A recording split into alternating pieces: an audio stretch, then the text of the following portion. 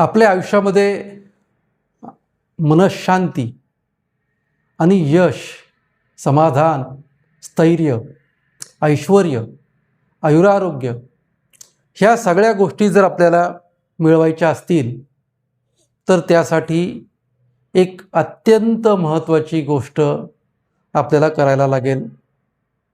आणि ती महत्त्वाची गोष्ट म्हणजे आपल्याला आपल्या परमेश्वराला, या युनिवर्सला, या ब्रह्मांडाला आपल्याला शरण जायला लागेल, सरेंडर व्हावं लागेल.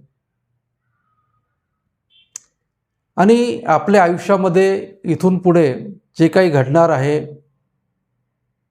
किंवा आतापर्यंत जे काही घडलं आहे त्या प्रत्येक गोष्टीला हा माझा परमेश्वर कारणीभूत आहे. आणि इथून पुढे देखील जे काही घडणार आहे ते सगळं माझा परमेश्वर बघतोय, माझा परमात्मा बघतोय, माझा युनिवर्स बघतोय.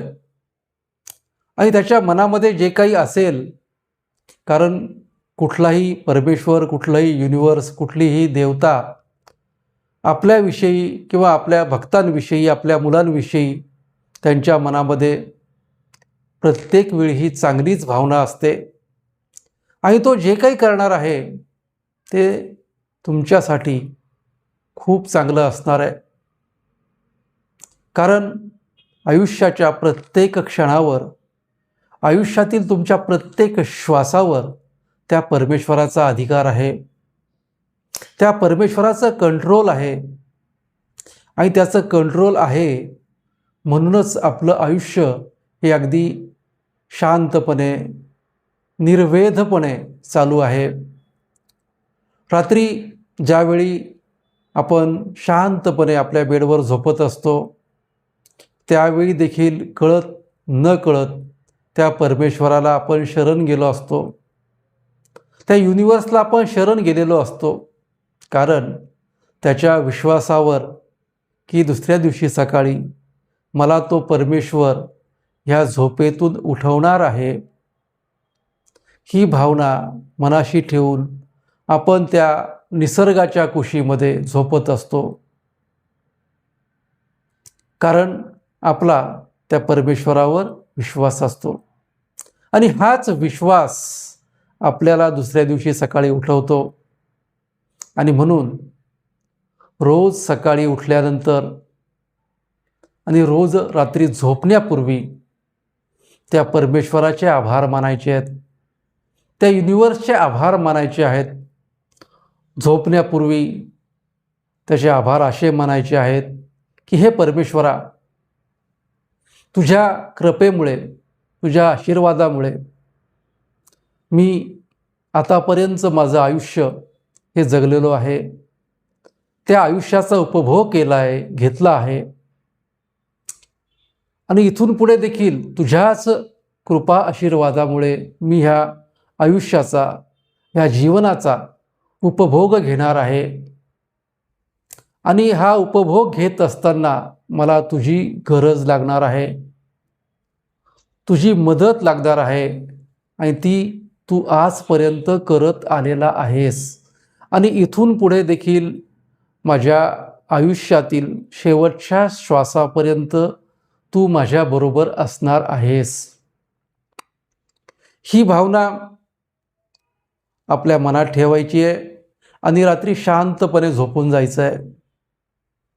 आणि सकाळी उठल्यानंतर देखील शांतपणे त्या परमेश्वराला नमस्कार करायचा आहे, त्या भूमीला नमस्कार करायचा आहे, त्या पृथ्वीला नमस्कार करायचा आहे, आपल्या कुलदेवतेला नमस्कार करायचा आहे. आणि ही भावना मनामध्ये ठेवायची आहे की हे परमेश्वरा, तुझ्या कृपा आशीर्वादाने मी हा आजचा चांगला दिवस बघू शकलो आहे. तुझ्या आशीर्वादाने मला ही सकाळ दिसलेली आहे, हा निसर्ग दिसलेला आहे, हे जीवन दिसलेलं आहे, हे आरोग्य मिळालेलं आहे, ही मनःशांती मिळालेली आहे. आणि हा तुझा कृपा आशीर्वाद दिवसेंदिवस माझ्यावर वाढत चाललेला आहे. आणि म्हणून तू मला आज हा जो चांगला दिवस दाखवला आहे, ह्या चांगल्या दिवसाबद्दल, या क्षणाबद्दल तुझे खूप खूप आभार, खूप खूप धन्यवाद, थँक्यू असं म्हणून आपल्या कामाला लागायचं आहे. आणि ही परमेश्वराप्रतीची श्रद्धा तुम्हाला तुमच्या आयुष्यामध्ये कुठेही तुमचा आत्मविश्वास कमी होऊ देत नाही. कारण कुठलंही काम ज्यावेळी तुम्ही हातामध्ये घेता, मग तो नवीन व्यवसाय असेल, तुम्हाला कुठलंही नवीन काम करायचं असेल, इंटरव्ह्यू असेल, तुम्हाला लग्न जुळवायचं असेल, किंवा कुठलंही तुमच्या आयुष्यातलं कुठलंही महत्त्वाचं काम किंवा दररोजचं कुठलंही काम तुम्ही त्या आत्मविश्वासाने करता. कारण तुमच्या मनामध्ये एक जाणीव असते की हा परमेश्वर माझ्या पाठीशी आहे. आणि हा आत्मविश्वास वाढल्यामुळे तुमच्या त्या प्रत्येक कामात तुम्हाला यश मिळत असतं, तुमच्या आयुष्यात तुम्हाला यश मिळत असतं. आणि हे यश मिळाल्यामुळे, हा आशीर्वाद तुमच्या पाठीशी असल्यामुळे तुम्ही तुमच्या जीवनात यशस्वी होता, सक्सेसफुल होता. तुमचं कुटुंब, तुमचं आरोग्य, ह्या सगळ्या गोष्टी खूप चांगल्या राहतात. तुम्हाला चांगलं प्रेम मिळतं, आनंद मिळतो, उत्साह मिळतो. आणि सगळ्यात महत्त्वाची गोष्ट, तुमच्यातला आत्मविश्वास वाढतो.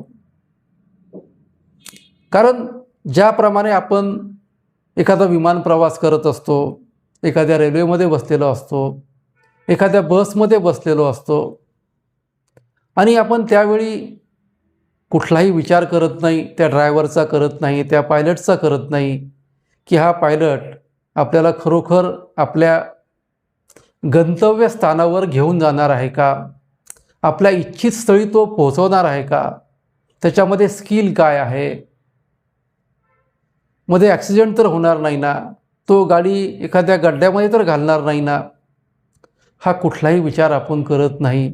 कारण आपण त्या ड्रायव्हरला, त्या पायलटला सरेंडर झालेला असतो.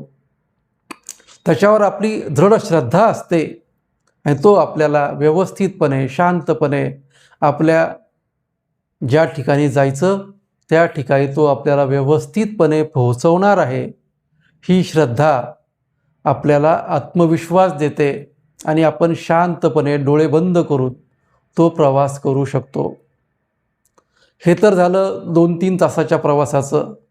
पण जर आपल्याला हा 100 तासाचा प्रवास करायचा, 100 वर्षाचा प्रवास करायचा असेल, पूर्ण आयुष्याचा प्रवास करायचा असेल, तर नक्कीच आपण त्या परमेश्वराला शरण गेलं पाहिजे, त्याला सरेंडर झालं पाहिजे. आणि सरेंडर होणं याचा अर्थ तुम्ही काहीही न करता घरामध्ये शांतपणे बसून राहणं असा अर्थ याचा होत नाही. कारण आपल्या शास्त्रामध्ये सांगितलं आहे की प्रयत्नांती परमेश्वर आहे, प्रयत्नाच्या आधी नाही. त्यामुळे तुमचं काम तुम्ही अगदी व्यवस्थितपणे करायचं आहे, इमाने इतबारे करायचं आहे आणि आपल्या कामाच्या प्रती आपण 100% आपले द्यायचे आहेत. आणि त्यानंतर तो परमेश्वर त्या कामाच्या बदल्यात नक्कीच आपल्याला यश देणार आहे. आणि हे सरेंडर होत असताना आपली वृत्ती, आपलं चित्त हे सकारात्मक असायला हवं, पॉझिटिव्ह असायला हवं. आणि माझ्या ह्या सरेंडरमुळे मला माझ्या ह्या आयुष्याच्या प्रवासामध्ये माझा हा परमेश्वर साथ देणार आहे. आणि ज्यावेळी माझ्या आयुष्याचा प्रवास संपणार आहे त्यावेळी देखील किंवा त्यानंतर देखील हा परमेश्वर, हे युनिवर्स, हे ब्रह्मांड माझ्याबरोबर असणार आहे आणि मला योग्य ते मार्गदर्शन करणार आहे. ही भावना ठेवायची आहे आणि आपल्या सुंदर अशा आयुष्याला, सकारात्मक अशा आयुष्याला सुरुवात करायची आहे. मित्रांनो, हा व्हिडिओ जर तुम्हाला आवडला असेल तर नक्की लाईक करा, सबस्क्राईब करा, आपल्या प्रियजनांना पाठवा. आणि जर काही तुम्हाला शंका असेल, काही मार्गदर्शन हवं असेल तर ह्या व्हिडिओच्या डिस्क्रिप्शनमध्ये माझा मोबाईल नंबर मी दिला आहे. त्यावर फक्त एक व्हॉट्सॲप मेसेज करायचा आहे. त्यानंतर पुढच्या गोष्टी आपण ठरवू शकतो. धन्यवाद.